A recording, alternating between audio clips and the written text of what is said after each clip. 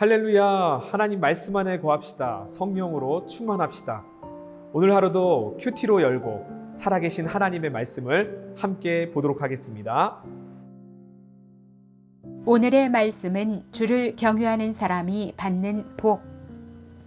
시편 128편 1절에서 6절까지입니다.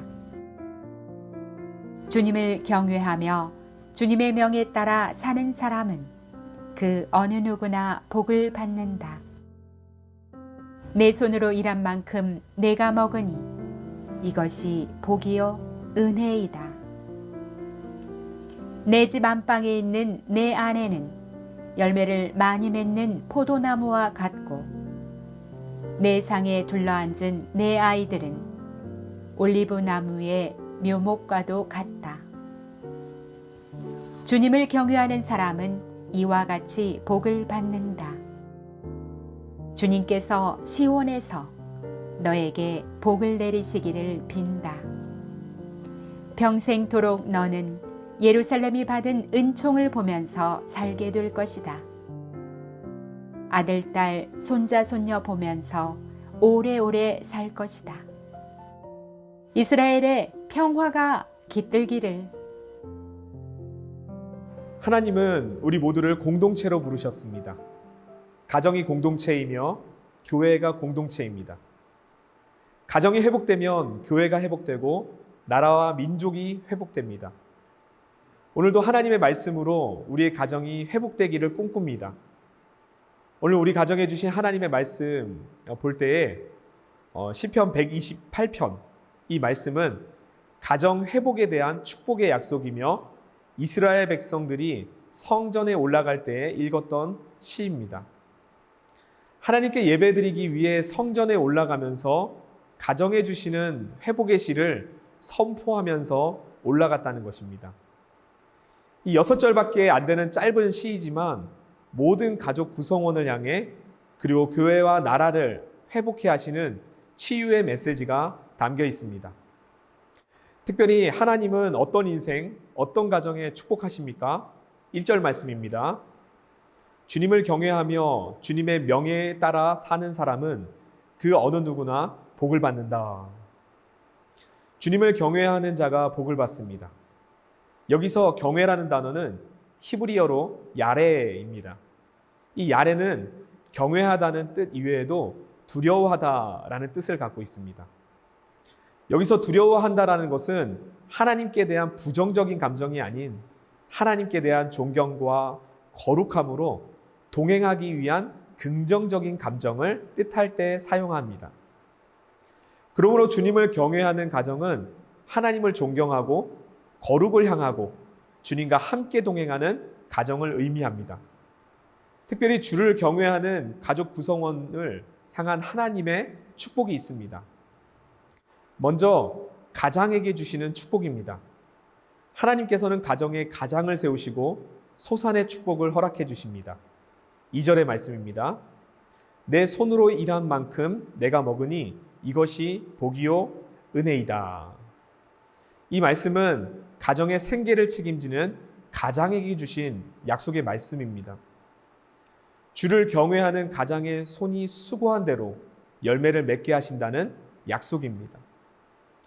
가정마다 가장이 생계를 책임지며 열심히 일을 합니다. 만일 일을 하고도 대가를 받지 못하고 사업에 손해를 보고 수고를 했는데도 빈손이라면 얼마나 안타깝겠습니까? 하지만 주를 경외하는 가장에게는 일하고 수고한 대로 그 수고의 대가를 가져오고 열매를 맺게 되는 축복이 임하는 것입니다. 다음으로 아내에게 주시는 축복의 말씀이 3절 말씀입니다.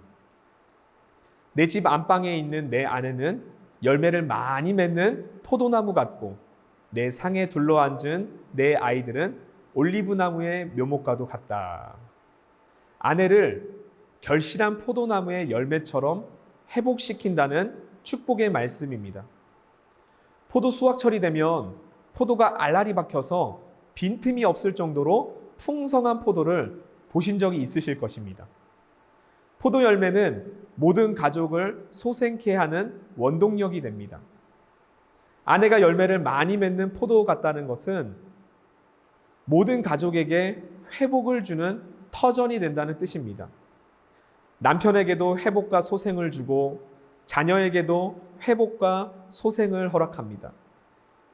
주를 경외하는 아내는 어머니로서, 며느리로서 온 가족에게 회복을 주는 것입니다. 이어서 3절 하반절에는 자녀에게 주시는 축복의 말씀이 기록되어 있습니다.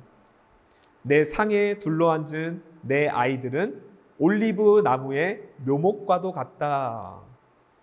이 올리브 나무의 묘목, 즉 작은 올리브 나무를 말합니다.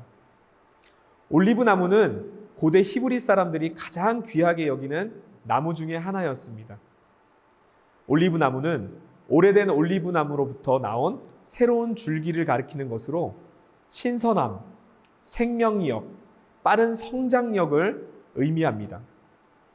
주를 경외하는 자녀에게는 하나님의 신선한 일, 새로운 일이 일어납니다. 또 자녀에게 빠른 성장의 역사가 일어나게 됩니다. 지혜와 재능, 사회생활, 신앙생활에 빠른 성장의 역사가 일어나고 열매가 맺어지는 역사가 일어나게 되는 것입니다. 자녀들이 하나님께서 기뻐하시는 일꾼으로 성장하는 것은 놀라운 축복입니다. 아무리 어제 말씀처럼 자녀가 인생의 집을 아무리 잘 세워도 하나님과 사람에게 근심이 되는 인생이라면 얼마나 안타깝고 불행하겠습니까? 우리 자녀들이 올리브 묘목같이 귀히 여김을 받고 그의 삶이 신선하고 생명력과 성장력 있는 축복이 있기를 원합니다. 하나님은 당신을 경외하는 가정에 이 같은 복을 내려주실 뿐만 아니라 주를 경외하는 교회와 나라에게도 복을 주십니다. 5절 말씀입니다. 주님께서 시온에서 너에게 복을 내리시기를 빈다.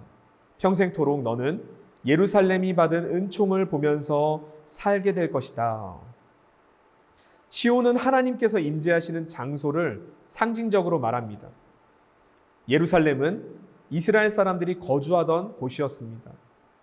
즉 하나님을 경외하는 가정과 교회에 임재하시며 또 나라에도 임재하시는 것입니다. 하나님의 사람 요셉이 가는 곳마다 하나님이 임재하셨습니다. 요셉에게 복을 주실 뿐만 아니라 요셉과 함께한 자들에게도 복을 허락하십니다. 요셉이 종살이 할 때에는 보디발 장군의 집이 복을 받게 되고 요셉이 옥에 갇혔을 때에는 그 요셉으로 말미암아서 그 감옥이 복을 받게 되는 것입니다. 또 요셉이 노예로 끌려갔었던 그 애굽 땅이 요셉으로 말미암아 복을 받게 되었습니다. 다 하나님이 임재하셨기 때문입니다.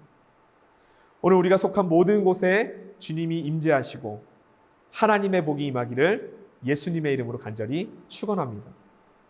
그러기 위해서는 처음에 나눴던 것처럼 1절의 말씀이 반드시 선행되어야 합니다. 주님을 경외하며 주님의 명예에 따라 사는 사람은 그 어느 누구나 복을 받는다. 4절에도 나오죠. 주님을 경외하는 사람은 이와 같이 복을 받는다. 본문에서 2번씩이나 힘있게 강조하고 있습니다. 하나님을 믿고 동행하면서 말씀대로 살아가는 가정과 교회, 나라에 축복이 임하게 된다고 말씀하는 것입니다. 결코 쉽지 않습니다. 그러나 매일 큐티하고 예배드리며 기도로 무장한다면 반드시 우리의 삶에 허락하시는 축복이 되는 줄로 믿습니다. 하나님은 우리 모두가 회복되고 치유되기를 원하십니다. 말라기 4장 2절 말씀에 내 이름을 경외하는 너희에게는 공의로운 해가 떠올라서 치료하는 광선을 비추리니 너희가 나가서 외양간에서 나온 송아지같이 뛰리라. 아멘. 이런 놀라운 치유와 회복의 역사가 주님을 경외하는 우리의 모든 가정 가운데 함께 하시기를 예수님의 이름으로 간절히 축복합니다. 다 함께 기도하겠습니다. 사랑의 하나님, 감사를 드립니다. 오늘 우리 가족에게 또 교회와 나라를 축복하시는 하나님의 말씀을 보았습니다. 오늘 하루도 주님을 경외하는 우리의 삶이 되게 하여 주시옵소서. 주를 경외함으로 하나님 주신 이 축복의 말씀이 우리의 말씀 되게 하여 주시옵소서. 오늘 주말에 우리 가족들과 함께 행복한 주말 보내게 하시고 또 내일 거룩한 주일, 기쁨의 주일에 주님께 감사함으로 예배하며 큰 영광 올려드리는 우리 모든 가족들 다 되게 하여 주시옵소서. 주님 앞에 우리의 모든 삶을 의탁드리오며 살아계셔서 우리와 함께 계시는 임마누엘 주 예수님의 이름으로 간절히 기도드립니다. 아멘.